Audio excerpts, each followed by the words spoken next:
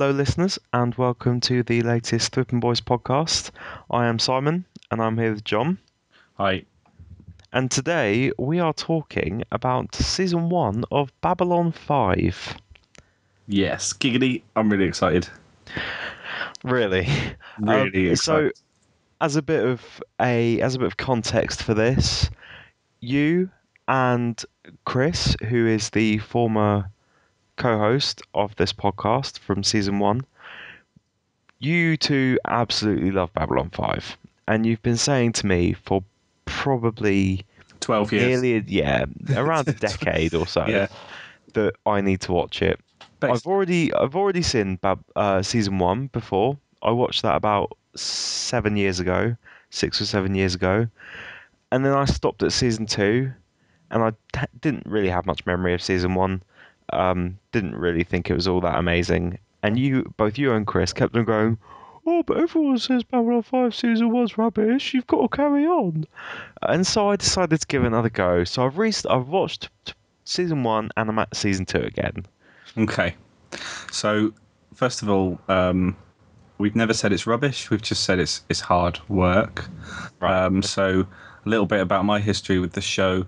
I was told to watch the show by a former colleague in no uncertain terms, and I said that I didn't really like what I'd seen of it. I'd completely misjudged it, like I had SG1. I didn't watch SG1 until that finished its 10 season run. Really? Yeah. But whereas I thought SG1 had no depth and it was just very, very light family fun, was the impression I'd had from it. I thought Babylon 5 was this boring, impenetrable, nonsense, shitty show with characters I hated and all this kind of stuff. But yeah, this guy said I should watch it, and I can't remember how he convinced me, but because I really didn't want to. And he made me watch it, and it was at some point in season 2 that I first found myself pressing the play button on the next episode, not from any sense of duty to this guy that had said you should really watch it, but because I was like, for the first time, I really want to see the next episode. I really want to see what happens next. So, kind of interested to see where you're up to at the end of season 1 in terms of your feelings about it. I would be surprised if you turned around and said, I'm really convinced I love it at this point. But yeah, season 1, as I was saying, it's not shit. It's just too much going on that you can't get your head. Like, when you finish it and you do a rewatch, you'll understand it. But because it doesn't explain everything to you, like, because it's quite a nerdy show, it throws you in at the deep end. It doesn't explain stuff. And you just sort of are dumped into these people's lives with all the stuff that's going on, and it is a struggle. Now, before I go on to what I thought of it this time, there are two quick things I want to say about the show in general. The first one is that I already had like a negative preconception of this show. And if anybody can hear that, I am having building work done in my house, just in case you can hear like buzzsaws or drills or hammers. So I do apologise. So two things. The first one was I already had negative preconceptions about this show because I distinctly remember that in the UK, I'm sure Babylon 5 aired at like 3 a.m. on Channel 4 or something like that. And I think it was on at like 6 or 7. It was on at a ridiculous in the evening. Yeah, I don't know. No. I distinctly remember that show being on at stupidly early hours. Maybe this was late 90s or something, reruns. And so I always kind of looked at it as being one of those kind of crappy air filler shows that you find on TV at that kind of time at night. Prisoner Cell Block H. That kind of, just all that kind of stuff. And the other thing is that Babylon 5 seems to get the mocking treatment from a lot of the sci-fi community. Yes. Yeah, Like, it does. And the general population make fun of Star Trek fans. yes. And then all Star of the sci-fi community make fun of Babylon 5 fans. Yeah. And so I think that was something else that kind of put me on the negative spin towards the show. Yeah, and obviously the most famous example is Babylon 5's a big pile of shit. Yeah. And really, that. All right. So I think I said I started watching it in about 2002. So I was into Spaced when it was first broadcast. So I'd seen that joke prior to watching Babylon 5 when I thought it was a big pile of shit, and how I laughed at the time. But I've come to hate that line because every time I've gone up to someone and said, you should really watch Babylon 5, you'd probably like, they just go, Babylon 5 is a big pile of shit. And they think I did it. they think they're so funny and original. And the thing is, it's not. And there's so many people that haven't watched it because of that line. John, I did that in the bullet points. I know. And I spent years thinking that, well, that's not what Simon Pegg or Tim Bisley thinks. He's just saying that to Derek because Derek loves it and he wants to get fired. But then I found out that Simon Pegg actually doesn't like it. And it actually made me think less of Simon Pegg as a nerd. He's always going on about how nerdy he is. But all the stuff he said about why he basically hasn't hardly watched it. But all the stuff he said about why he hasn't watched it is not the kind of stuff you expect a nerd to say. Right, okay. I can't remember exactly what it was, but it looked too geeky for him or something. Like, it looks really sad or something like that. Like, really, like, and you call yourself a nerd, really? So it just made me lose a little bit of respect for Simon Pegg. But yes, when you're commenting on how loserish something looks, I think you've got to hand in your nerd card, haven't you? Well, the thing is, this is on... we'll come back to this towards the end, I think. But there's a sliding scale of, like, being able to see through production values to appreciate the writing and the acting underneath something, which allows you to get into older shows. So, I mean, you've watched all of New Who recently. I think a lot of New Who is pretty badly made. Not that Babylon 5 is badly made, but what I was going to say is, on this scale, if you keep going up to Babylon 5, you hit Blake 7, which is phenomenally well written, very well acted, but was made in the 70s with no budget. And it's literally like washing up liquid bottles on strings for spaceships and that kind of stuff. But yeah, it's about putting that stuff aside and getting to what's underneath it. And so yeah, I'm really, really excited that you have finished the first season. Okay. So what are your first impressions? You mean second impressions? Or second impressions from having watched it again, yeah. My second impressions from having watched it again are... I think it really kind of revolves around a lot of what you said, in that it is very impenetrable. There is because I'll be honest, after I watched the episodes, I did go through and read the synopses again for on Wikipedia. It's probably no harder to get into than Game of Thrones. But half the time I was going, I do not remember that scene. Even though I'd only watched the episode like 3 days before, there was a lot of stuff that that lacked a lot of context. And I mean, I did enjoy it, but it was a bit of a difficult watch. There were some really terrible episodes as well. Yeah, I've got we're actually some very 90s television episodes. Yeah, we're gonna fly through the episodes very briefly, one at a time, shortly. I've got kind of a little bit of structure going here that I probably should have filled you in before we started, but that's fine. I enjoyed it more on my second watch than I did in the first, and that's not because I had any memories of the first watch. It's just I paid a bit more attention this time, and I'm older and wiser now. Okay. So yeah, a lot of this show, by the way, listeners, is going to be me quizzing Simon on this. So I'm interested, and a lot of it's going to be me going, "What? Who's that?" I'm interested to know what you thought of a few of the characters. We'll probably come back to more characters as we go, but what do you reckon to Sinclair? Sinclair he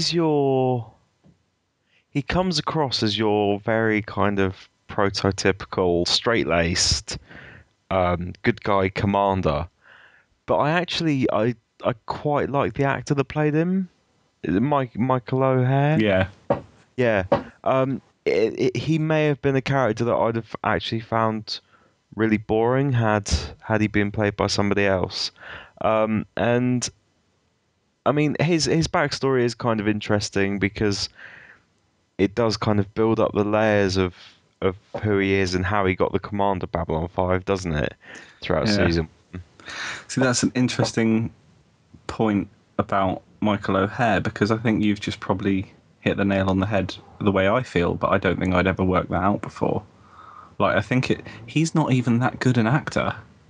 Like, all right, No. that's not really fair, but he's not brilliant in this show. I don't know. I'm sure he was a great actor. He wouldn't have been chosen for it if he wasn't. But he's really likable. He's just the Mm. actor who's just got. Chris said something once. He said that every time he looks at anyone, he's just looking at them with such love in his eyes. Yeah. No matter what's happening, like he's just got so much love in his eyes. He's got big soulful eyes, and you just like him. Yeah, yeah, no, I completely agree with that. Yeah.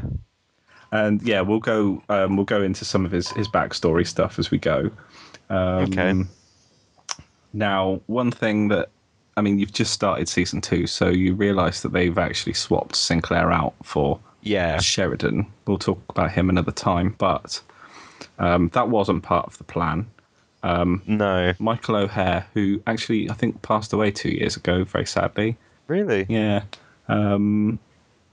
He I didn't really understand what this meant, but JMS, I think he had possibly some sort of health problems, but JMS said that he also didn't transfer well to television acting.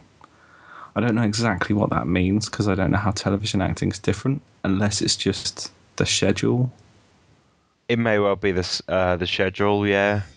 And if he did have health problems, or again, I might be making that up. I'm not sure, but yeah. So him leaving wasn't part of the original plan, but it all ends up working out really well. So Okay. now I remember one of the reasons from when I'd seen clips of it. One of the reasons I never wanted to watch it, and I've heard this from other people as well, is Londo. Yep. And everybody goes, that fucking one that's dressed up with like Napoleon with Like Napoleon. stupid hair. I've never watched, like, people really kind of either like him a lot or really violently dislike him at first. Yep. What did you reckon? I'm really he's I think he's quite a good character, but he is also hugely cartoony in the way he acts, like the faces he pulls, and the way he dresses and looks, obviously as well. But it's a very over the top and like overt performance in bringing Malari to life, Although I and that think that's the kind of puts me character. off. I think it's the character, not the Yeah, actor. yeah, because other I mean, but Centauri yeah, are the same, yeah. and that kind of puts me off it on one side, but on the other side, I actually do like the character himself, the fact that he seems to be this kind of um, he's he's actually seems to be actually a really nice guy, but he's so dedicated to trying to bring the Centauri Republic back to prominence Mm, that he kind of forgoes that niceness sometimes. yeah, yeah. Okay. Um, yeah, he is over the top. He is hard to get to grips with at the beginning, but he definitely will go on a bit of a journey over the course of the show. Just trying to think who else is worth bringing up at this point. I mean, Jakar. I like Jakar. Yeah, I really Jakar's like cool. Jakar, and that's completely because of the actor that plays him. I think he's got just quite a cool voice, and the way he like presents himself is quite cool. You know, he is he's the guy from The Fugitive. Which one? The Not Harrison Ford, obviously. No, I can't remember any of the story of The Fugitive. Is there a guy with one arm or something? Yeah, yeah, the one-armed man. Yeah, it's him. Yeah. Oh, okay. Um, Didn't realise that. and this is going to get quite sad as we go on, but he's dead as well, unfortunately. What? Andreas, because he died years ago. Okay. Um, Yeah, he's really good. I actually think out of the two, I find him a bit more camp than Londo. Londo's not necessarily camp. He might be a bit over the top, but Jakar's quite. There's there are some body movements he makes sometimes which do seem quite not. I don't know if I'd say effeminate, but yeah, I would class them as camp maybe. Hmm. Yeah. Okay. I mean, obviously there are other major characters who we'll talk about as we go on. But as I said, I thought we'd run through the episodes. Now, some of these, I'm just literally going to, like, just to jog your memory, I've got a very short synopsis of each one. Some of them I've got talking points around. Some of them I haven't. But when I read the synopsis out, you might go, "Oh, what about this? I've got a question about this," or Okay. something. So we actually started with The Gathering, which was the Yes. original pilot. Now, there are different versions of this. So I don't know if we've necessarily seen the same version. But the synopsis for this is: the opening of a crucial space station is put in jeopardy when the commanding officer is accused of the attempted murder of a diplomat. So we have Kosh poisoned in this, and basically they think Sinclair's done it, but he hasn't. And you're introduced to all the characters, and it turns out that Sinclair orders his doctor to operate on Kosh against the Vorlon's wishes, and he sees a Vorlon. Various other Which has things never happen. been, well, which has never, there's never been a record of what a Volon looks like, has there? No, Because because doesn't it like melt the brains or something? well, what we see is we see the encounter suit, Yeah. so we don't know what's actually inside. So I thought, I mean, because I haven't seen this in quite a long time either, so I did think a few things were quite interesting about this. First of all, there is a much greater variety of alien life on the ship in the original pilot. Like in the Zocalo and the casino and stuff, there's more sort of puppets and stuff, like Farscape Okay. style, like weird little creatures and that, which you never see again outside of the sort of alien sections of the ship. A lot of non-humanoids. Yeah, and the barman is a giant gorilla. Is he? Yeah, did you not? Somebody, I think Londo probably, goes to get a drink, and the guy behind the bar is this huge ape alien thing. It's awesome. I can't remember. Never see him again. Okay. Speaking of which, I did find it really funny. I've never noticed this before, but when Sinclair is taking, I can't remember who he's showing somebody around the station. Is it Lighter? Or Lita Lita? Alexander, possibly, yeah. He takes her down to the alien section, the alien quarters. Or was it his companion that was in the episode? I'm not sure. He takes someone down and gives them a tour of the alien section of the ship, where all the, they've got all special environments in all the quarters for their different needs and stuff. And did you notice that it looked like a zoo? Like all of the quarters for the various alien races that all have like open or glass Like, yeah, like, walls. yeah. They're all like on display, and it's like, well, hang on, that's that guy's room. Why are you That's his just bedroom. Yeah, why are you just walking past, like showing? Toilets over there. I thought that was quite funny. Yeah, it's an exhibition almost.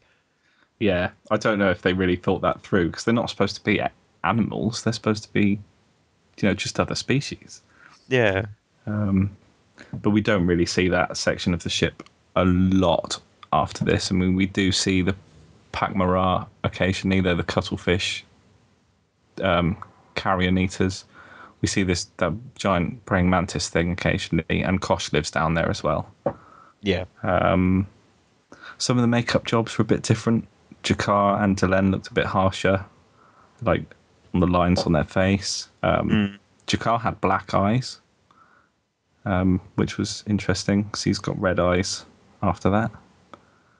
And Jakar was a lot more in this, and in the sort of the first few episodes, he's a lot more of a broad villain than he ends up being. Even by the end of season 1, he's nothing like this kind of mustache twirling Like, he's very much the villain of the piece at the beginning, which is odd. He definitely, I mean, because he wasn't directly responsible for things, was he? At the beginning. He he does something in the gathering. I can't remember what it is. And again, in Midnight on the Firing Line, he's I don't know. The Narns have attacked some Centauri in that, haven't they? Yeah. I can't remember the details now. But yeah, I just thought it was quite odd. He seems much more unlikable at first. Hmm. I think that's the way it goes with a lot of TV shows though, because when you start writing a TV show, you may want a character to be unlikable, but at the end of the day, the more you write that character as unlikable, the less willing somebody is going to be to watch a TV show with them in. Yeah, That's sometimes that occurs. There are some TV shows that I can't watch because I just don't like some of the characters so much. Um, and yeah, so you see a lot of the harsh edges of characters' personalities shaved off as a TV show goes along, and they do become a bit more like caricatures of their original selves. yeah. Although that sounds negative, but I know what you mean. Mm. So we have a Mimbari telling Sinclair that he has a hole in his mind, which is something that is explored a little bit more throughout the Yeah. season. Now, when I was watching it, I don't think I'd quite picked up on some of the history here. So you're obviously aware of the Earth Mimbari War. Yes.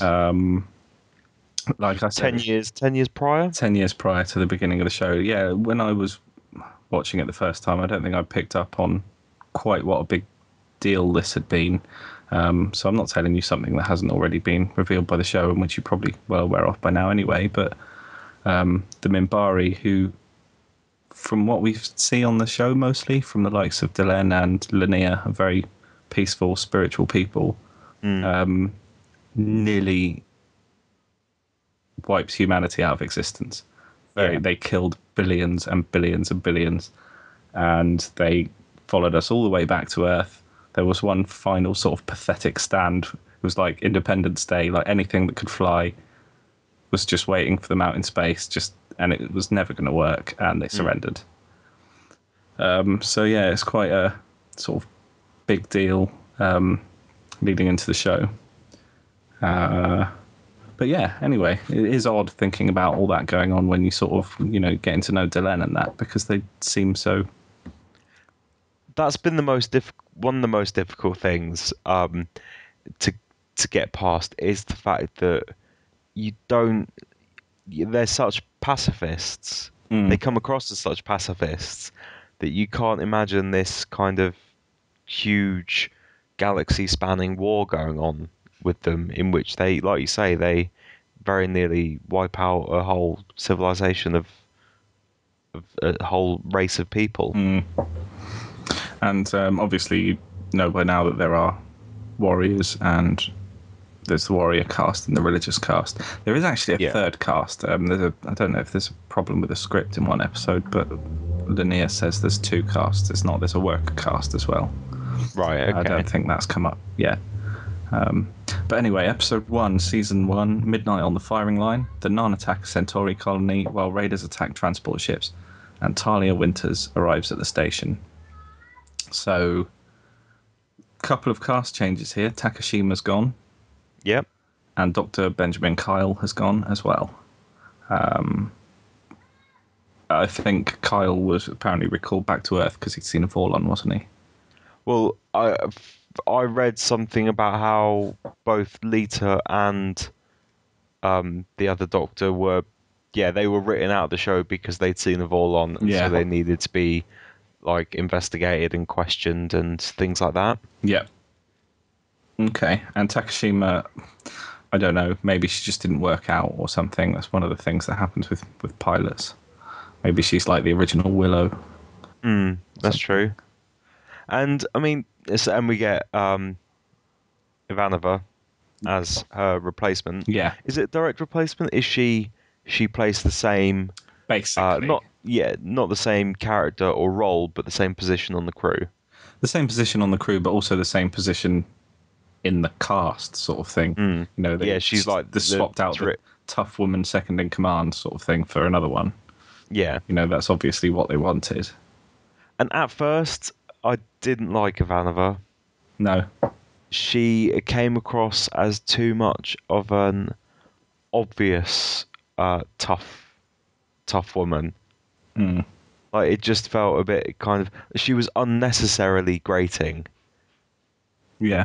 in terms of how her toughness, her rudeness as well. But then her rudeness to like Talia is explained obviously. I think later in the episode or the next episode. Yeah, this actually, I noticed this. Have you heard of the Bechdel test? No. It's some some woman came up with it a couple of years ago. She works in comics, I think, and it's she said, I won't watch anything that doesn't pass the Bechdel test, and it's to show, it shows whether the writer has any sort of respect for women or something. It's like a test of whether something's sexist or not, and there is more than one woman in the cast of characters that has a name, that they talk to each other, and that they talk to each other about something other than a man. Yeah. And so this show passes that test in its first episode, I noticed. Okay. Talking about Ivanova's mother. Yep. That's true. Yeah. So what do you think of telepaths being in this future? I assume that's not a problem for you, what with Firefly and No, I stuff. mean you've got. I can't really argue about telepaths if you've got aliens in it and you've got spaceships and stuff like that. It's a future in which this is the thing with sometimes too many rules are put on like futuristic science fiction when at the end of the day not all of it is fictional, none of it is going to be true to life, and so I don't feel the need with having to restrict yourself. I'm fine with telepath. If it makes the story better, why not? It's one of the big changes from Star Trek. I don't think they really have telepaths in Star Trek. Humans are humans. But I had to work something out because at some point somebody says, might be later on when we get to a later episode, but somebody says that they are a sixth generation telepath. And I thought, well, wouldn't that mean we've got telepaths now? But then I worked it out, and actually, no, it means now we're probably about 100 years away from our first telepaths. Right. Okay. So, yeah. Aren't you a big geek? Yeah. So there's some stuff about Centauri non-history that plays into this episode as well. So I guess you've picked up on all that stuff. Yeah, picked up about how is it Ragesh? Ragesh? Well, no, the broader history. Oh yeah, the broader history of the Centauri. The Narns were the slaves, weren't they, of the Centauri? Yeah, for about 100 years. Yeah. Centauri strip mine, ruin their planet, kill billions of them. Just really nasty history there, which leads to some interesting relationships.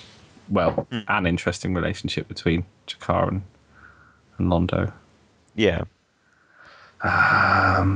So Soul Hunter, the Narn attack a Centauri colony. Oh God, no, that's not true. I've repeated my fucking notes. Sorry, listeners. Yeah, Soul Hunter is the one where the a Soul Hunter turns up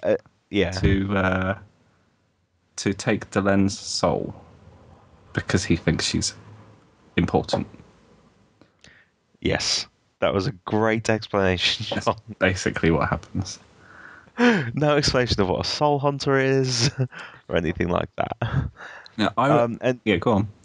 Well, basically, what a Soul Hunter is it's a species which is able to tell when people are close to dying, and it collects souls of important people. And it turns out that this Soul Hunter that has turned up is a rogue Soul Hunter who actually kills important people and takes their souls. And I think the big upshot of this episode was us finding out that Delen was actually quite important, that she is a member of her ruling elite, Yeah, Minbari ruling elite rather than just an Grey ambassador. Council. Yeah. Yeah. And this episode also had the first appearance of Dr. Franklin. Yeah, I much prefer him to the one in the pilot. Yeah, I think Franklin's really good. He's out of the humans, he's probably along with he's one of my favorite of the human characters. I think he's one of the better actors as well. Yeah. Unfortunately, Richard Biggs also passed away several years ago. Really? Yeah, Bloody hell. I know, it's really sad. He can't have been that old. No, I don't think so. Wow. Now, I had a weird mini freak out when I first watched this episode years ago because, I was quite a lot younger when I first watched this, and I was quite new to being a nerd and watching like sci-fi and stuff. And I'd kind of in my head, I'd got this idea into my head that you've got sci-fi and you've got fantasy, and one's about science and one's about magic, and this thing about souls just confused me because I was like, well, that's clearly something supernatural. What's it doing in a sci-fi show? Is a soul even like? And I think it's Franklin actually scoffs at the idea of there being a soul in this episode. And I remember just thinking, well, what are they doing? That's like a sort of a fantasy magic concept. What are they doing with it in this show? And I've sort of subsequently realised that that's really stupid and that I was being an idiot. Yeah, John, one of the most common kind of tropes of a show like this, which focuses on the kind of like you say, the science aspect, the technological aspect, is to then kind of throw a curveball and look at the fantasy aspect, like try and introduce a fantasy element into the world and see how those characters react. Yeah. It's a really common trope that I'm surprised that Well, you got like I said, I was Han quite Solo new to- from Yeah. John. You got Han Solo from Star Wars. The very first Star Wars film where he doesn't believe in what did he say, tricks and hocus pocus and Yeah. stuff like that. He doesn't believe in the Force. Give him a good blaster and stuff like that. So I'm surprised he had such an issue. Well, yeah. I mean, there's other. The Minbari obviously believe in souls. And just this, just because this is 250 years in the future doesn't mean that we'll have figured out what souls are, or if they exist. And the other way you could look at it, these the Soul Hunter with his like weird little orby things, they could be like Topher's dollhouse chair. They're just downloading the personality memory of someone into a little drive. You could say it's just that. Or souls, John. Yeah, or it could be souls. Just souls. You don't need to rationalise it. No. So yeah, it was just a bit weird that I had that reaction to it at the time. Yeah, that is quite strange. Born to the purple, Londo falls for a beautiful slave whose owner wants to steal sensitive information. Garibaldi discovers that someone is using restricted communication channel. So I don't know, there's probably not a lot to say here. I mean, we meet Adira, who we will see again. You've already mentioned it, but my notes here say this is the first time we see how much of a softie Londo really is. Yeah. He is this side that craves power and respect and all this kind of stuff, but when it comes down to it, it's not. And it's not power and respect for him personally, though.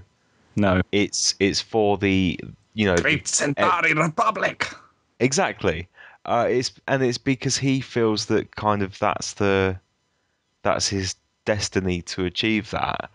But for him personally, like he seems to be a nice guy. Like when he's at the bar or the casino, or when he's he has love. He feels love. He wants to settle down with a nice bald Centauri woman.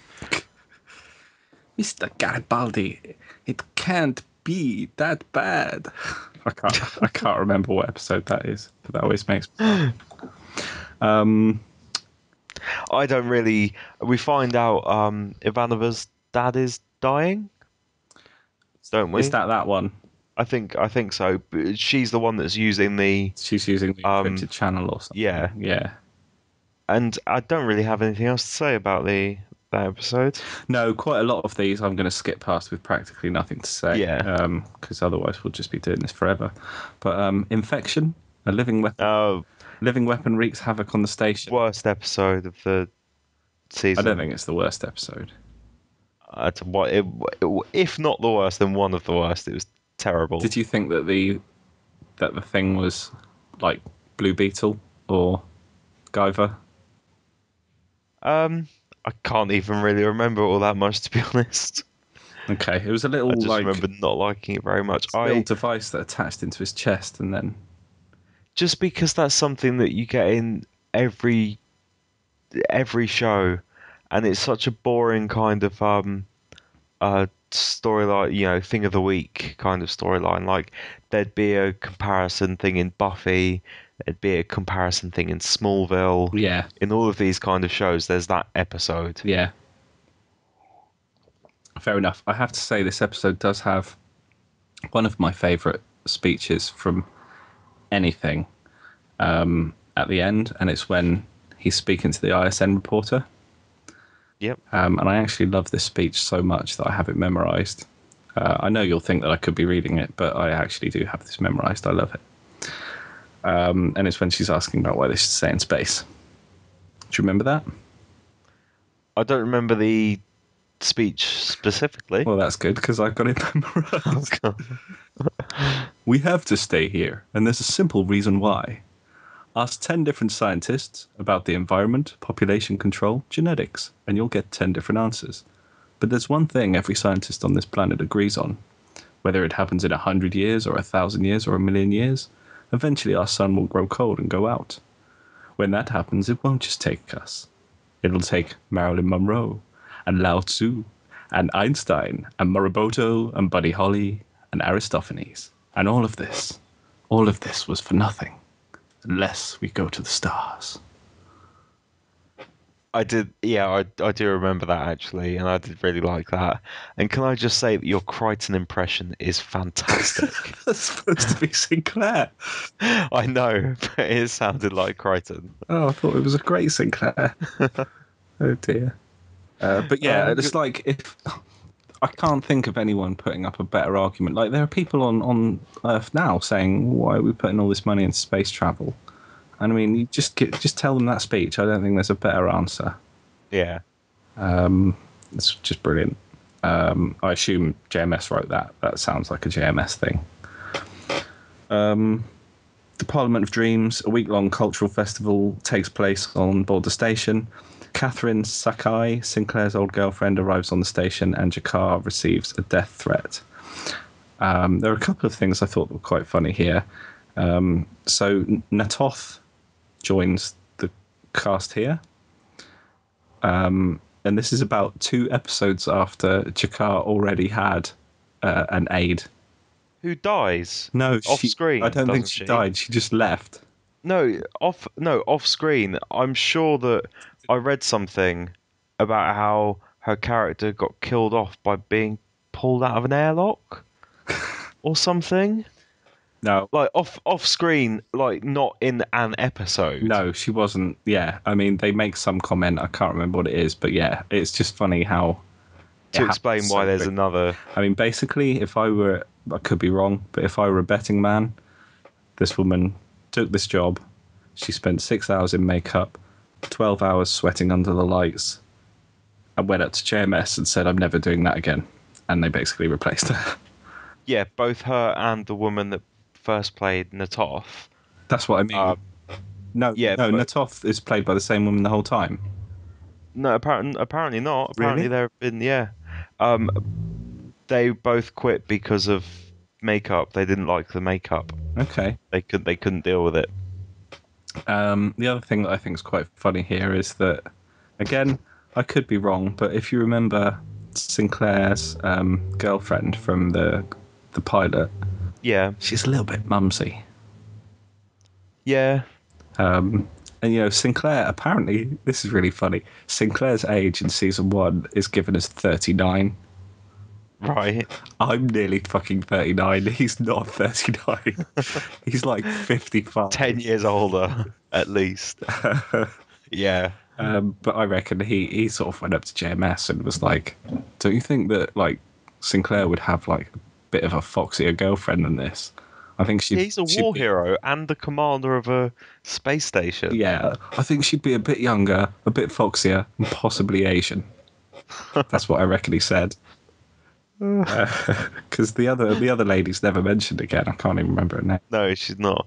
But then she's pretty much just like she's pretty much written out of it in the pilot anyway. Yeah, because she goes out to the rim to do some exploration or something, or some trading, or she Yeah, goes well, somewhere. she makes a comment about him going with her, Yeah. or either he makes a comment about her staying, and then they go, "Oh well, let's call it quits then." Okay. And like that's the end of the relationship, I think, Yeah, you're right. in the pilot. Yeah. It's quite a nice thing in this with the religious ceremonies. The Centauri one seems like the most fun. Hmm. I like how they dealt with the Earth thing that he was struggling with the whole episode. That was really cool. It's going to be just worth me mentioning a few things about the alien religions here, which you might not have picked up on, but you'll realise one day why I'm making a thing out of this. So the Centauri make references to a great maker Yep. occasionally. They don't really talk much more in depth about that, apart from some of the stuff that they talk about in this episode, the celebration stuff. The Narn have a great religious prophet or something called Shaquan, Hmm. who's mentioned again a few times. Now, he's not somebody that everyone believes in. If I remember rightly, there's a later episode where Jakar's plant is stolen Yes. for his ceremony of Shaquan. And Well, it's destroyed, and yes, Malari Malari's got has one. another one. Yeah. And Natoth's not too bothered because she doesn't really think too much of Shaquan. And then the Minbari have got this, their sort of Jesus is called Valen. And he is apparently some legendary war hero that turned up and helped them win some war in their ancient history. So you often hear Delenn say in Valen's name and stuff like that. Yeah. So yeah, I just thought I'd mention that. Like I said, for reasons that you'll probably know one day. Okay. Mind War. The Psychops arrive at the station to capture Talia's old the Psychor instructor. Catherine is warned not to survey a sector of space by Shakar. So we have our first appearance of Alfred Bester. Yes, I really. Who is he? He's Chekhov from Star Trek. That's yes, of course he. Yeah. Um. Yeah, I really like that character, and I assume that a lot of other people do. Yeah. But just because I don't know, there was just something about him that made me think that he was a fan favorite. Yeah. Maybe it was the fact that I realised it was somebody famous without knowing who it was or something. But yeah, I thought the episode was actually. I thought this one was quite cool for a. I don't know how much impact it has on the future, but for just an episode which focused on a few other people that haven't really been looked at all that much, it was quite good. So the Psychor have been doing like river style experimentation Yes. and have managed to, well, somebody, to make a Stargate reference, they get somebody powerful enough to ascend, basically. So yeah, that's quite a cool episode. I think what I really like is the Catherine, her little sub story in this, where she goes out to whatever star it is, whatever planet, and she discovers some huge ancient creature or something. And then he gives that speech about the ant. Yes. If I picked that ant up, what would he say to the other ant? What was that? That whole thing. He says, what is it? He's terrified and relieved to know that there are still mysteries in the universe. So that's quite cool. I like that. Yeah. I like that the each episode seems to have two plots going on Yeah, at once. Not all that many kind of shows. A lot of them have a secondary plot, but it's normally just like a throwaway one that doesn't really matter. Whereas this seems to have it balances two plots each episode, which are largely of similar importance. yeah, Not every episode, obviously, but a lot of episodes that seems to happen. yeah. I think you're right, actually. And here's another example. The next one, the War Prayer. A pro-Earth group attacks a Minbari poet, and two Centauri lovers seek Londo's help. Yes. So this is the one with Ivanova's ex, isn't it? And again, with Londo being a softie. Ivanova's ex. Is she some guy called Malcolm or something? And he turns out to be part of like an alien hate group. Oh yes, yeah, yeah. And I remember. and the two plots don't always actually clash, but they do in this one because the hate group attacks one of these young Centauri, doesn't he? Yes. Don't they? Yeah. And this is why did they go to Londo for help? A Centauri arranged marriage. Yeah. A Centauri marriage is like It's all, medieval Game of Thrones marriage, isn't it? Is marriage for power. yeah. So Londo says And something these like, are "What on earth does love have to do with marriage?" yeah. Okay, yes. He's got like 3 wives and he hates all of them. Yeah. But yeah, don't think there's a lot to say on that one. The Sky Full of Stars. Sinclair is kidnapped by people who want to know what's happened when he disappeared in the last battle of the Earth-Minbari War. Knowledge that even Sinclair doesn't know. So this is the one where he's hooked up into like a VR.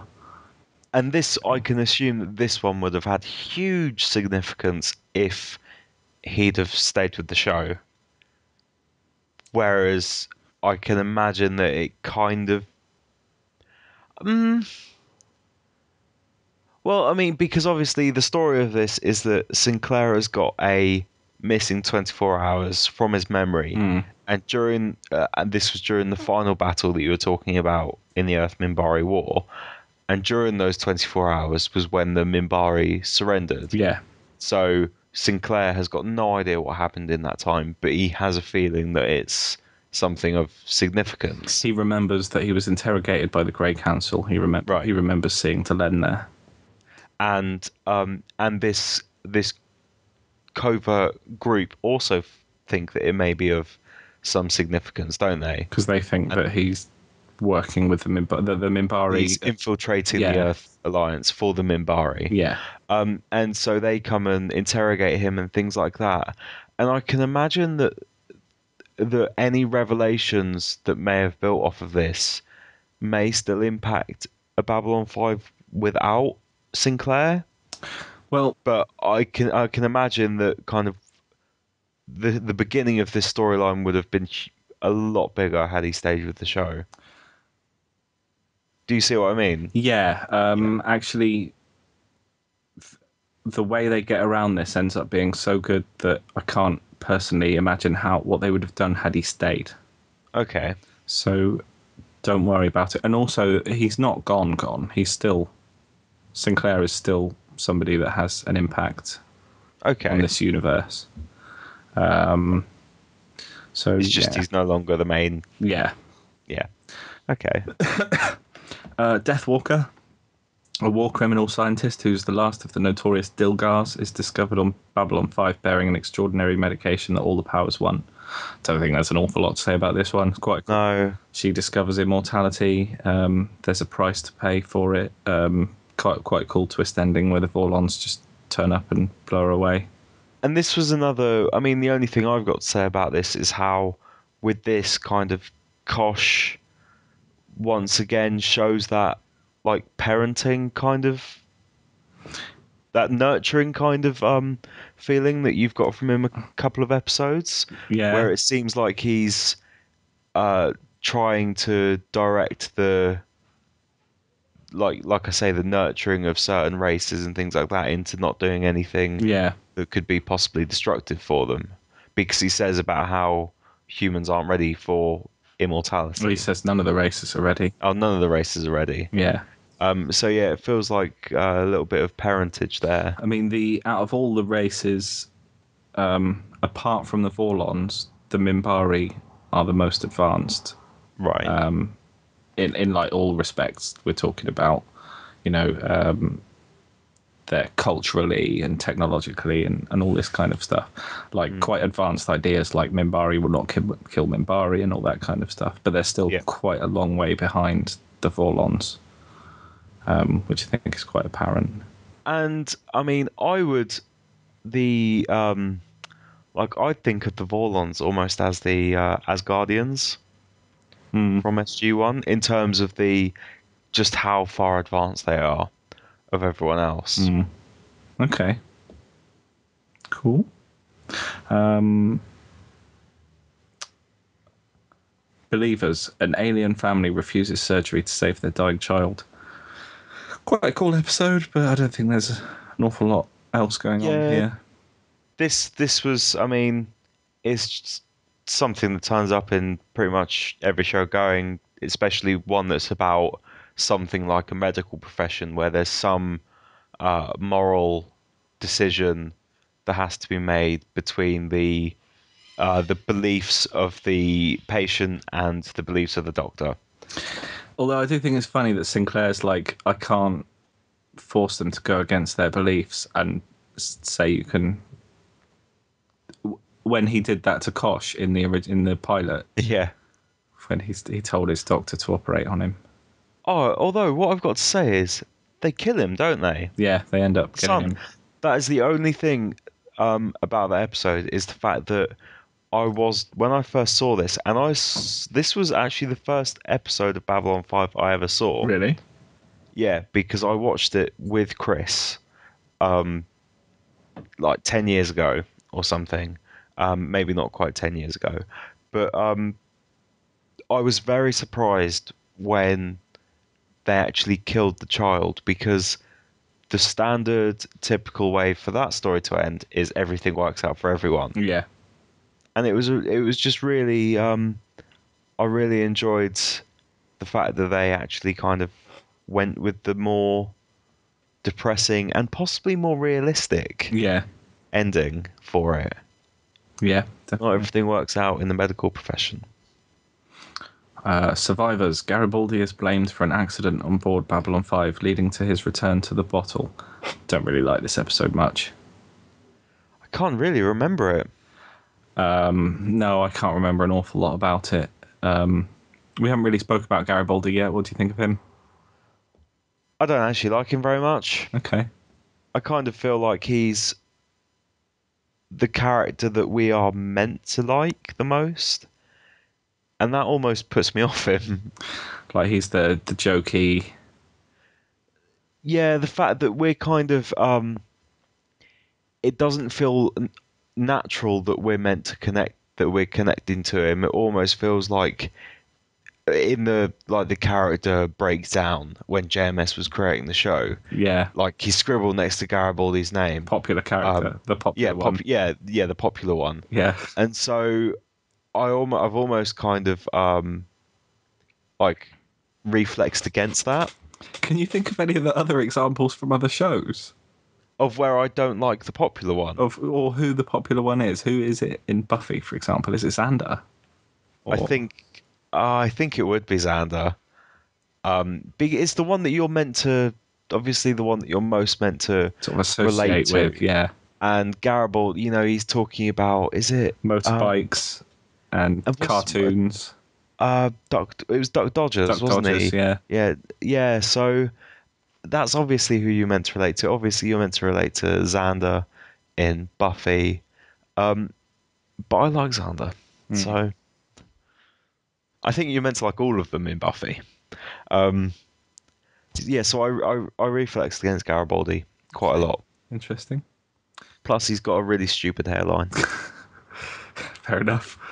By any means necessary, while the station's dock workers stage an illegal strike, Shakar tries to hold a non-religious ceremony, but Londo holds the plant he needs and won't relinquish it.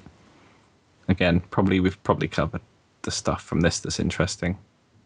Yeah, I mean, this was I enjoyed this episode because it was Jakar and Malari, but other than that, I don't really have anything of note.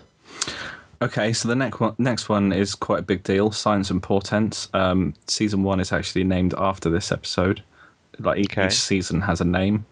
Londo obtains a priceless Centauri artifact, and a stranger visits each alien ambassador asking only one question. So this is the first time we see Morden, and the question, of course, is, what do you want? Yep. It's the first time we see the defense grid used, I think, which is really cool. I love the defense grid.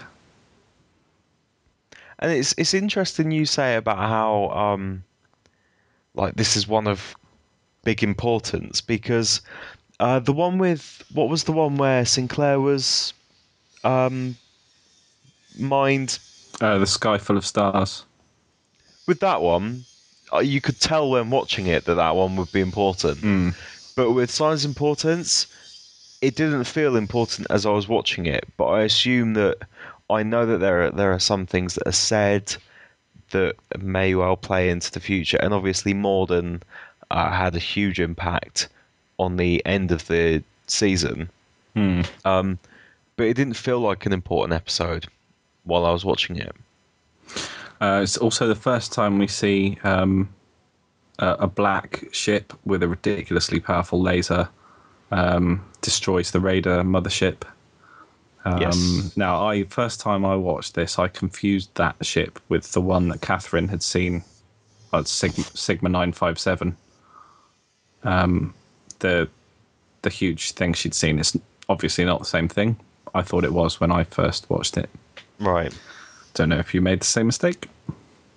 Don't think so. But you realise that this ship is the same one that comes back in the final episode. Yes. Or at least one of them. Mm-hmm. Right, the next episode, TKO. Fuck me, this is bad. Oh, was this your worst episode? God, this is a disgraced boxer comes to Babylon 5 to compete in the Muay Thai, an alien fighting match. Oh yeah. Meanwhile, an old friend visits Ivanova so she can mourn the loss of her father. Yeah, this was awful. If I remember rightly, there's a really shit boxing episode from Battlestar Galactica, isn't there? I've only seen season 1 of Battlestar Galactica. Okay, yeah, I think there is. And it's like, we were talking about the kind of the generic episodes that every show has to do. Angel did one of these, although I think the Angel one's a little bit better. The Ring. The Ring in Angel. What was the Ring? It's where all the demons are fighting in the underground tournament and they can't escape. They've all got the metal bands around their necks. Oh yeah, yeah. But yeah, it's really shit. We shouldn't really talk about that. Yeah, and I mean, Smallville's got an episode of that and stuff like that. So yeah, that's another one that happens in every sci-fi fantasy show like this. Grail. A man searching for the Holy Grail arrives. Ambassador Kosh may be behind a string of attacks on the station. Not an awful lot of interest here. I mean, It was good to see David Warner. David turn Warner, up. yeah. Yeah, I like him. He's got one of the best voices in TV. Yeah. Another from Tron. It's a shame he didn't turn up in season 2, isn't it? Yeah. Have a bit of a reunion. That is true, yeah. But yeah, I don't think this episode's particularly interesting. It's got No, other than the fact that it brings up the concept of the Holy Grail. Yeah. Again, like a couple of 100 years in the future. Yeah. Which and I like the fact that there is so much significance on religion still in the future, because it seems there are a lot of shows like this that try to wipe out religion in a technologically advanced future, like as if they've all just decided that they're going for the side of technology rather than religion. But well, there's a lot of people that have the idea that if we were to discover alien life, we would immediately ditch all religion because religion doesn't seem to be compatible with alien life. But this idea that we are the center of the universe and God created this planet and blah blah blah blah blah blah. Yeah, but religious people would make it compatible. Yeah. with them. So religion isn't going anywhere in the next couple of 100 years. Mm. So it's good to see a show that reflects that. Yeah, cool. Okay. We've got Eyes. A colonel investigates Sinclair and his command staff for recent station actions. Now, something I've just realised just right now while reading that is that. So this is the guy with the scar. Yeah. He's quite cartoonish, actually. Yeah. He now most shows when they do something like this, Stargate does it a couple of times at least. Most shows this would be their episode in the season where they're saving money, and this would be a clip show. Yeah. Or this is that stage where they're getting close to the end of the season, where it's a clip show to save money, but also to recap for everyone that's sort of just jumped on. Yeah. So he's talking about all the decisions they've made throughout the season, and I'm really glad they didn't go that route and just fill it with clips from earlier episodes. Yeah. Can I just point out quickly though? Yeah. I recognise the guy who plays this other guy, although I haven't looked up who it is. The Colonel, or whatever his name is. All right, not the telepath that comes with him. No. Okay. But he does put on a voice that makes him sound an awful lot like Dr. Sanchez. Yeah. And it's such a stupid. No one has that voice in real life. Yes, I know what you mean. Like speaking like this. You will listen to Yes. me. Yeah, Sinclair, stop right there. exactly. You have nailed it. It's just so stupid. And that was the most entertaining thing for me in the episode, just how cartoony he was. How dare and how do people get scars on their eyes so much? Everybody seems to get scarred on the eye in the same kind of way. I've seen more death than you could possibly imagine. Oh god, it's just it was very cartoon. Like you can tell that was kind of written up in a couple of hours, really. Yeah. But it was still, it was fine. It was a bit of a fun show still. I was watching that while playing Killzone, so it gave me a bit of entertainment. Cool. And obviously Bester's referenced here. Bester sent this guy, although Bester's not in it himself. Yeah. Now I think that one thing that's quite funny in this episode, it comes up a lot in the season, but we get an awesome Sinclair punch in this. It's one of these things, because of when it was made and because of the era it was made in, and that punches on this show don't look particularly real, do they? No, and they have terrible. It's kind of essentially it's from the way that punches are thrown on this show because of when it was made. The TV production hadn't really moved on in many ways from the era of Knight Rider and stuff, and it's got that kind of really cheesy kind of 80s punch, just this big roundhouse sort of haymaker or whatever it is. It's funny. So yeah, the Colonel gets distracted for a minute and Sinclair just gives him this punch. It's wallops him. Legacies. A Minbari leader's dead body disappears on the station. Don't know. Delenn annoyed me a little bit in this one because she basically endangered the whole station. I feel like I've got a black hole in terms of this episode, to the point where I'm genuinely wondering whether or not I actually watched it. So the Minbari were coming to the station to the part of a ceremony. Some great warrior from the war had died, so they were going to put his body on show. It got stolen. They were trying to figure out where it was. The Minbari were getting really angry and threatening to attack the humans or the station because they saw it as like an act of war almost sort of thing. It turns out that Delenn's nicked it and had it cremated because the guy was ultimately, he believed in peace, not war, and she doesn't want him to have this war burial. Do you not remember this? Have you somehow missed it? I think I might have somehow missed it. They go down to the visit the Pakmara, which is what I was talking about earlier, which is this species of alien that lives in the down below, and they eat only carrion, and they're like squid face. No, I'm not sure I remember actually, to be honest. Okay. But it sounds Delenn sounds terrible in it. Yeah, it's really. It is. She annoyed me a bit in it.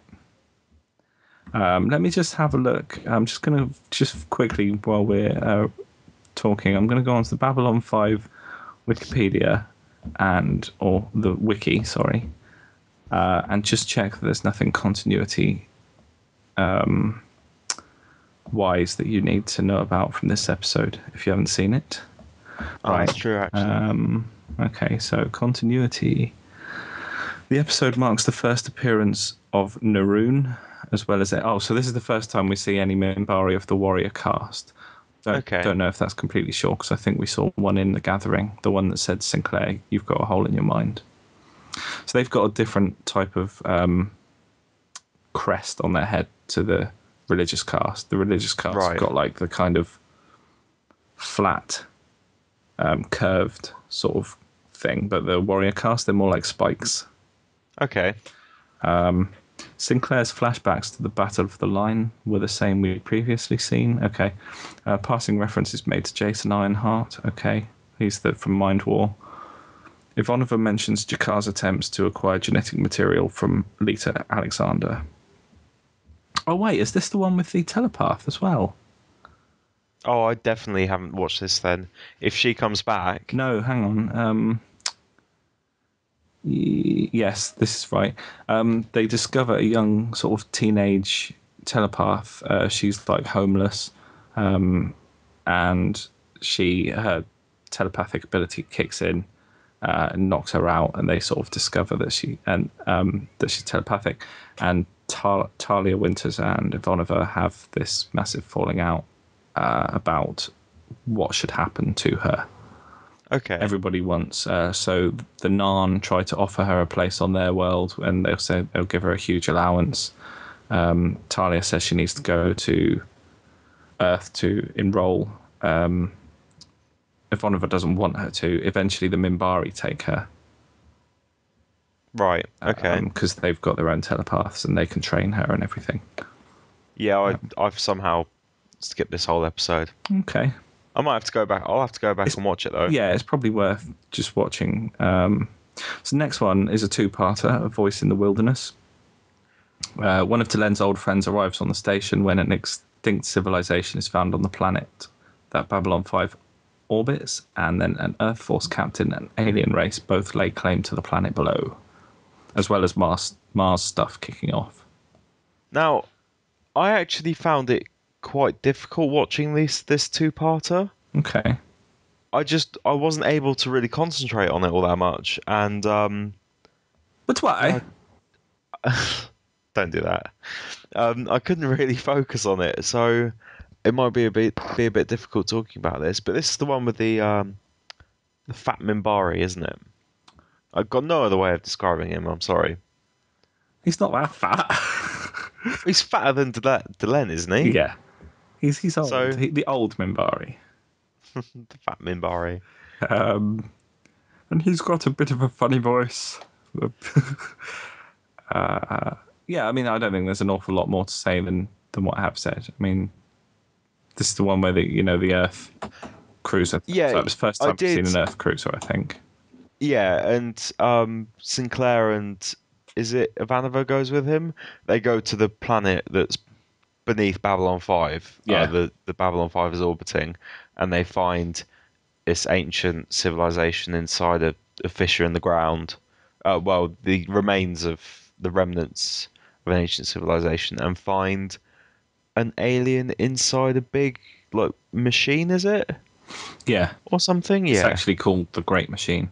Right. Okay. Oh, so close. So, I mean, I just can't remember how the episode ended. Londo, Delenn, and I can't remember his name, but Delenn, Dral, possibly Dral, Right. Yeah. Yeah. sneak out and go on a little mission down to that planet, and Dral ends up staying to prevent the planet from blowing up and killing everyone. Okay. And him being there means the planet is able to fully arm itself, which means that it's a lot more heavily armed than it first appears, and these other aliens that are claiming it just get destroyed, and the Earth ship has no option but to turn back. Okay. Now, I'd be interested to know what you think of Babylon Squared. B5's immediate predecessor, Babylon 4, suddenly reappears after mysteriously vanishing years ago. It appears to be being stolen by a future, much older Sinclair, in conjunction with a weird alien called Zathras. Yeah, so I didn't like how readily everyone seemed to accept all this happening. Well, I don't think it was that readily. I think they had a communication come through and they confirmed that it was on the Babylon 4 secure channel or something, didn't they? Yeah, but I would still kind of, even when I was on there and I was being told about how it's jumping through time, I would still be saying to myself, what is going on here? I'm going mental. Yeah. I'm having a breakdown here because I'm just surprised that I mean I'm fine with time travel of such whatever that may be being in the show, but it's just strange how it was such a kind of there wasn't really all that much reaction from the characters in terms of what was going on, especially when you consider how much of a mystery it was in terms of what happened to Babylon 4 in the first place. Hmm. It just kind of turned up and everyone was like, oh look, it's Babylon 4. Fair enough. Okay. The episode itself, I didn't really like the old alien What's all that Zathras? much. Yeah, wasn't really a fan of Zathras. I didn't completely understand the motivation for it. For taking the station? Yes, Great war, but great hope of peace. Need place to help save galaxy on the side of light. but is this being taken to the past? Is this Great War or in the future or I have no idea. well, no, this is what exactly what I mean. So yeah, I wasn't completely sure on the motivate. It was interesting seeing an older Sinclair there, and I'm curious about how that's going to tie into him leaving. So that's something that I'm going to be obviously paying attention to as the show moves forward to see whether that's built on or whether or not they just kind of completely forget about Babylon. Leave it alone. Um, Other than that, we had. I thought this was quite because I'm a big fan of shows that almost do alternate timelines and things like that. Like some of my favorite episodes of Buffy are the ones where they visit the Doppelgangland. Doppelgangland. Um, and yeah, I generally like that kind of stuff in a lot of shows that I watch. And so it was quite cool to see these kind of future and past flashbacks, wasn't it? Flash forwards and flashbacks of Garibaldi and We see Sinclair and things Garibaldi like that. talking to Lise, was it? We see Garibaldi in On in Mars. armor. Oh yeah, that's the Yeah, future. right. Okay. Well, it says because Garibaldi and Sinclair don't seem to recognise it. No. And Okay. Yeah, you can that's a have good some, point. and you. But yeah, so it's quite. I like seeing characters that I know in different situations to the one I'm used to seeing them in. Okay. So that was quite cool. I enjoyed that. It was a bit of a cheesy beginning to the episode, though. Oh, that was quite cool. Well, the breakfast thing. Yeah. Yeah, I like that. Oh. Um, It's not the kind of thing that I came to expect from the show, though. Being so light-hearted and cheesy and childish. 3, 2, Garibaldi, I'm gonna kill you. Yeah. Right, the quality of mercy. Talia must enter the mind of a convicted murderer while Dr. Franklin goes to down below to investigate a doctor who is apparently magically healing people. This is the first appearance of Centauri genitalia. Yeah, the 6 tentacles. Um, Whatever. and what I found quite funny about this was I think they reused the prop from the brain sucking squid thing that appeared in that earlier episode. Do you remember when it was brain sucking people? It was slapping. Yeah. I think they've reused the prop for Right. Londo's tip.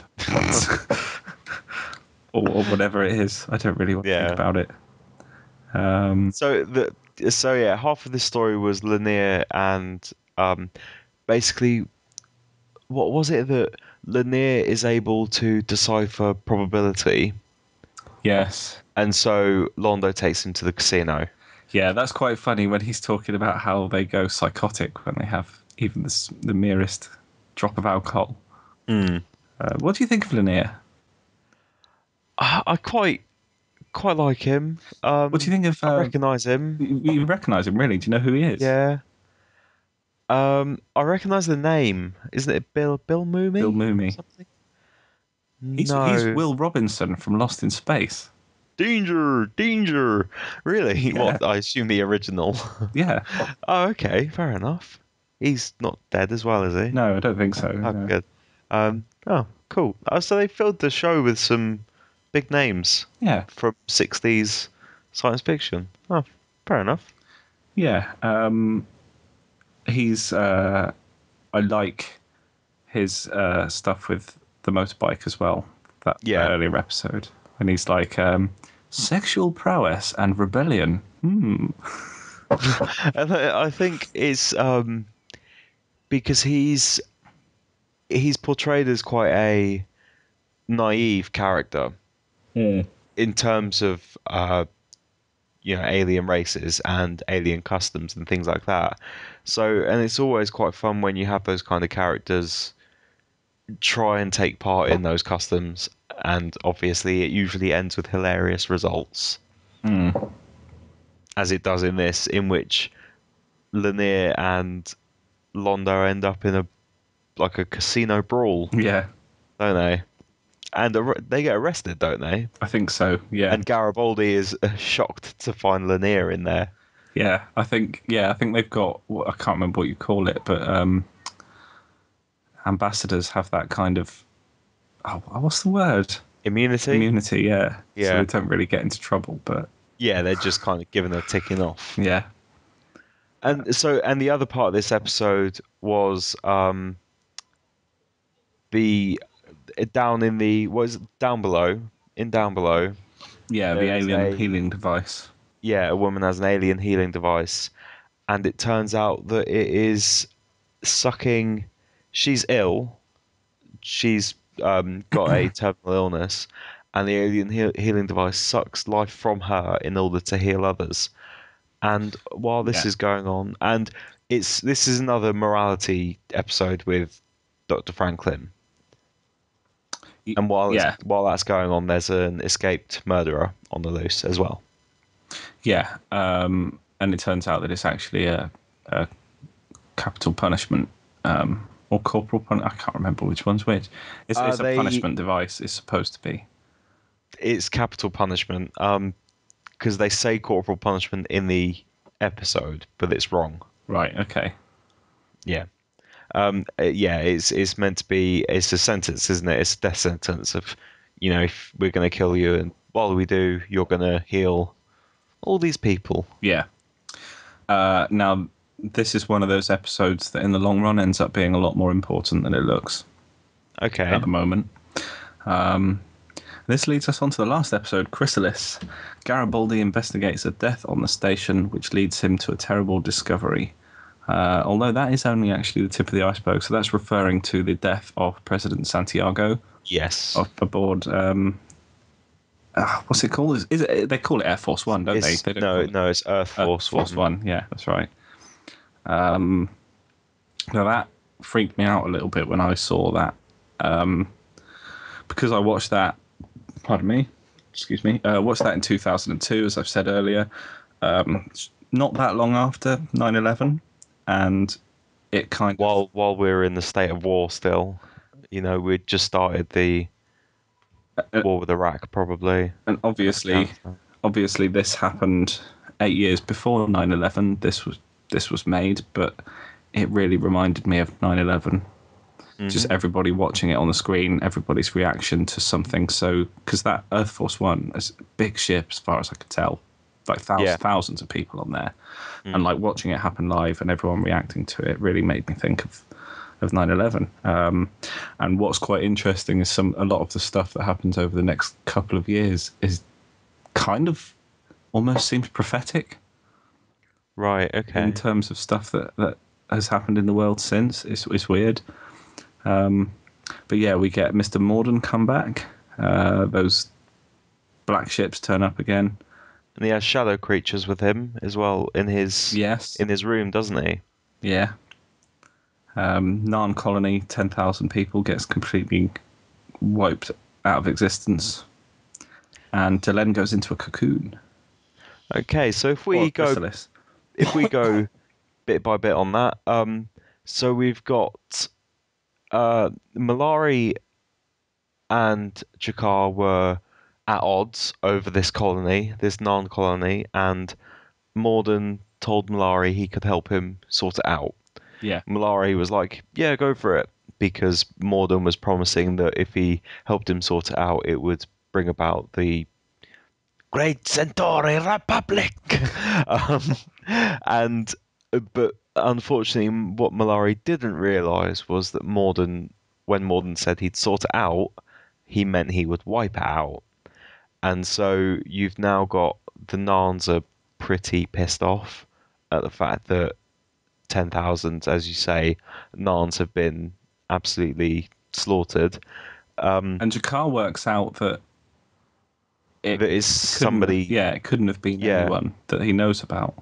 Although yeah. obviously He he says doesn't that know. he says like there's someone else out there or Yeah, something. yeah, Yeah, and then doesn't he leave? yeah. He leaves because he's got a hunch he needs to follow up on Yeah, or something. But he doesn't know about Malari's involvement, obviously. yeah.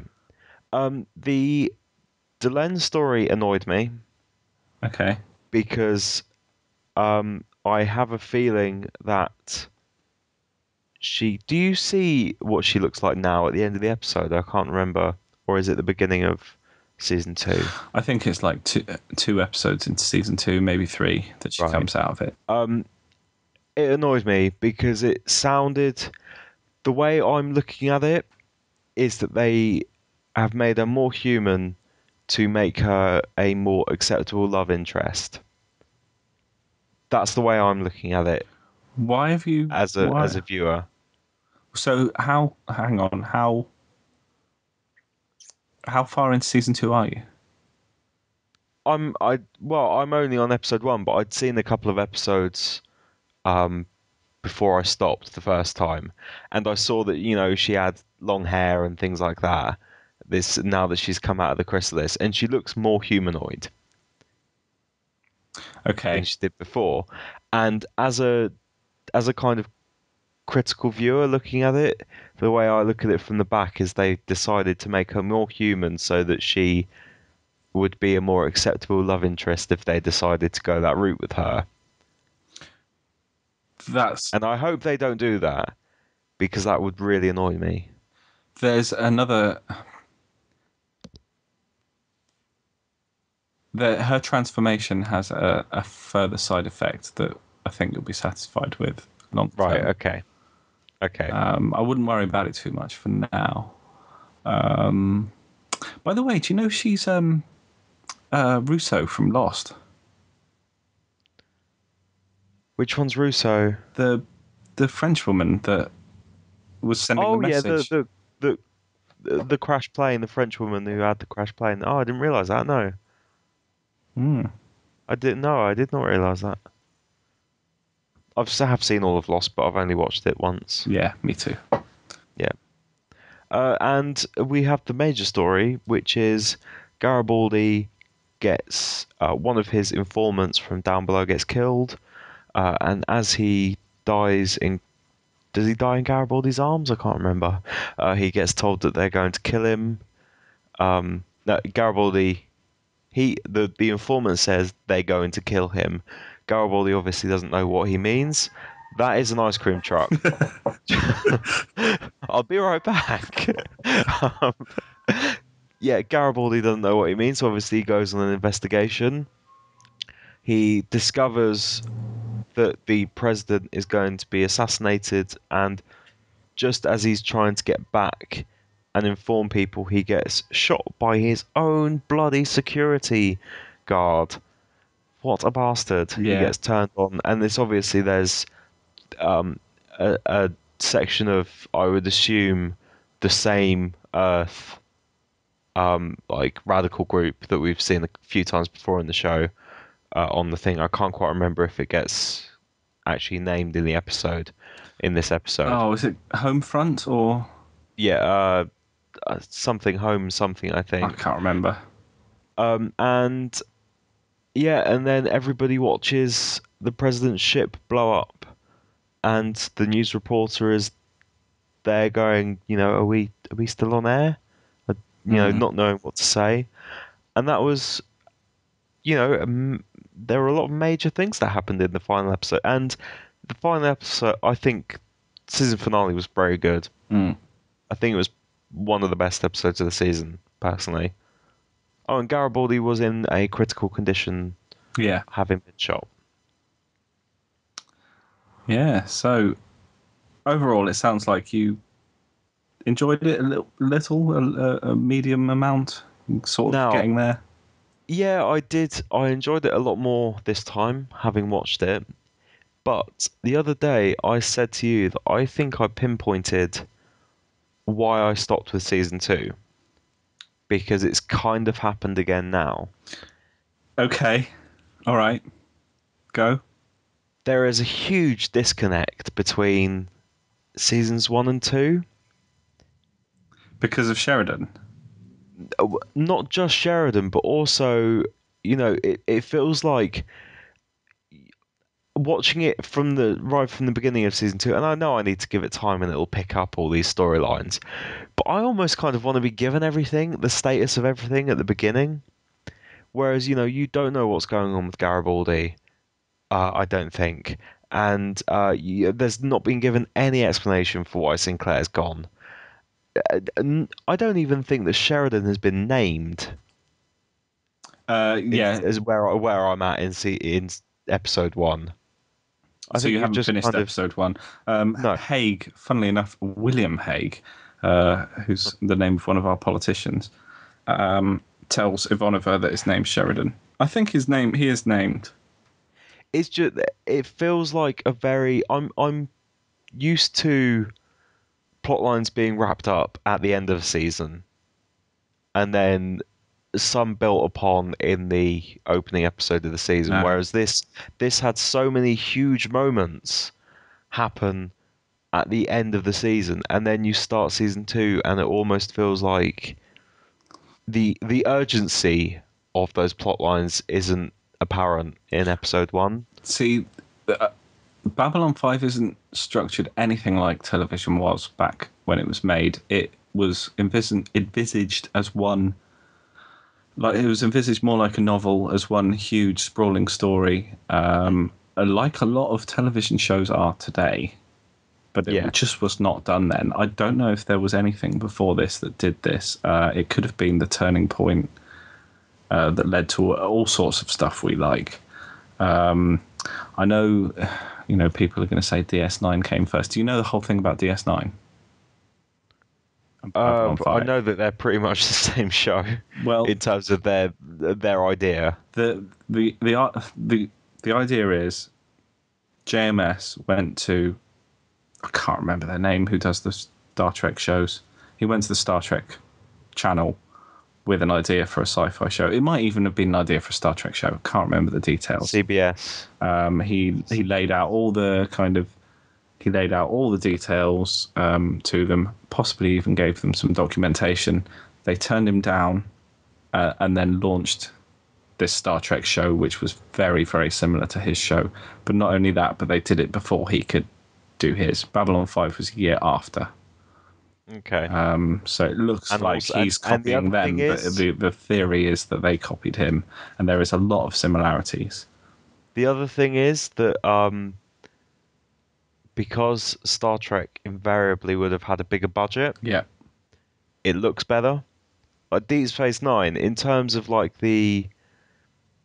I think Deep Space Nine looks better than Babylon 5. Mm. and that's a big thing when it comes to whether or not you like a show. And if you were to watch Deep Space Nine and then Babylon 5, I could completely understand how you would think that it was just like a cheap rip-off. I I've never done this with any other show before, and I'll never do it again. But with Deep Space Nine, like sometimes shows might take to maybe I'll even get into the third season before I'll decide I really love a show. Deep Space Nine, I stuck with it for 7 seasons, and I never liked it. Watched Really, every episode, I found and it really boring. it is so boring. And it had a few moments of brilliance. I think with a couple of the I can't remember the name of the race, but there's the guy who's on DS9 and he's like a tailor, but he's got like some dark past as a spy. He's awesome. Like when there's a couple of episodes around his mythology, which is brilliant, and there's some other stuff that's quite interesting. But in general, my god, it's shit. No offense, nerds, but compared to Babylon 5, I just don't think it compares at all. Yeah. Now, I think. How did you? One of the things I wanted to finish this episode on was because I think the main problem that people have with Babylon 5 is. Do you think it's quite cheesy?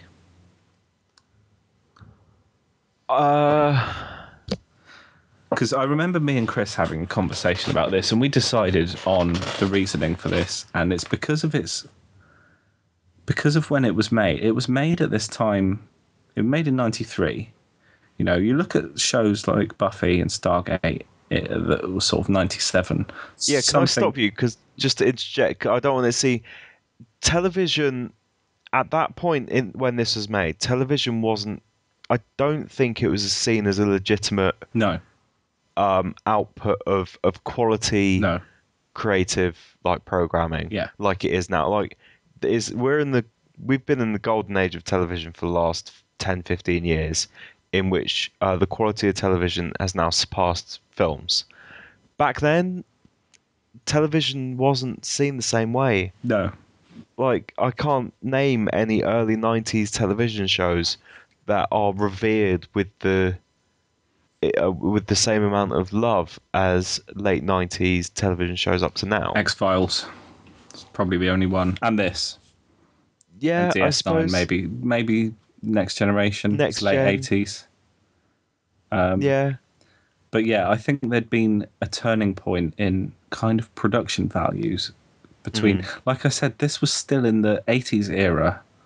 This was still made like television in the 80s, like the way with Sheridan's punches. Sorry, Sinclair's punches.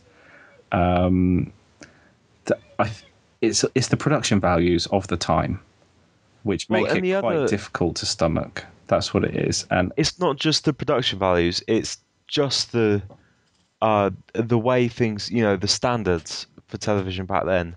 Like, you will never get a television intro today where it goes, the name of the place is Babylon 5. it can be a dangerous place. It's what is it? A place for wanderers, alien races. Just or like none of, yeah, like none of that wouldn't. That is, it's so cheesy, and you have the kind of the montage, all the heads of the main actors. Like it's a very kind of time specific, Yes. Era specific television show, and that does not help. Yeah, it was made like all television shows in the early 90s were made. This is exactly how they'd have made a soap opera, basically. Yeah. I think that's what a lot of the problem is with it. Yeah. If you were to take the scripts from Babylon 5, especially as they get better, especially, say, Season 3, if you were to take those scripts and make them with Battlestar Galactica production values, my God, that would be mind-blowing. I know, this is the thing. And it's the unfortunate thing that will stop, like as time passes on. This is the unfortunate thing that will make some television like this kind of fall to the wayside, while other television is able to stand up. Yeah, which is why I try and fight the fight for Babylon 5 all the time, because I don't think it deserves to fall by the wayside. I just think it takes a little bit of work to get into it.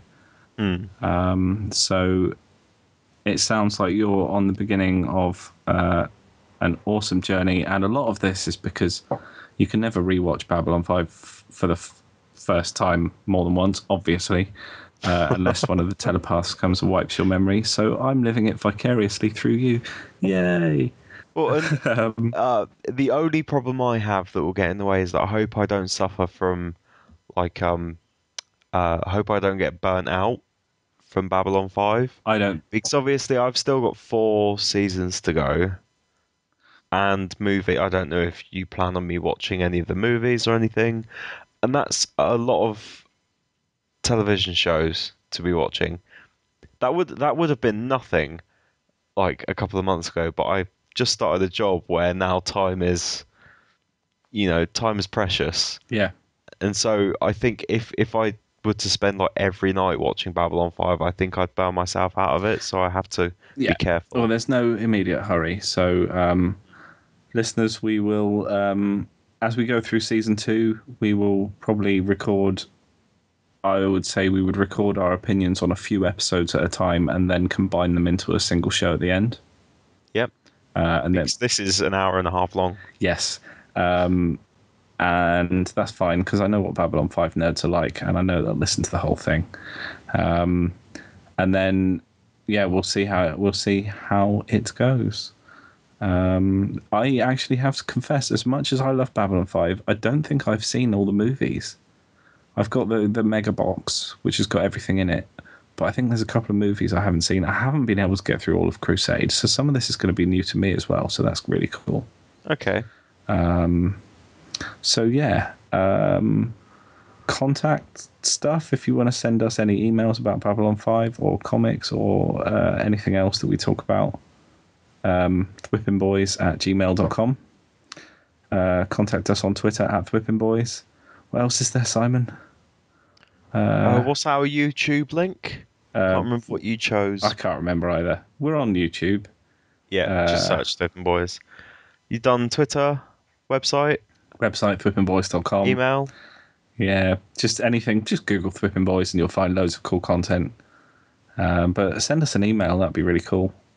Yeah. Don't send us an email if you're an angry Star Trek fan venting about me saying DS9 was shit. I tried it, okay? I watched all 7 seasons.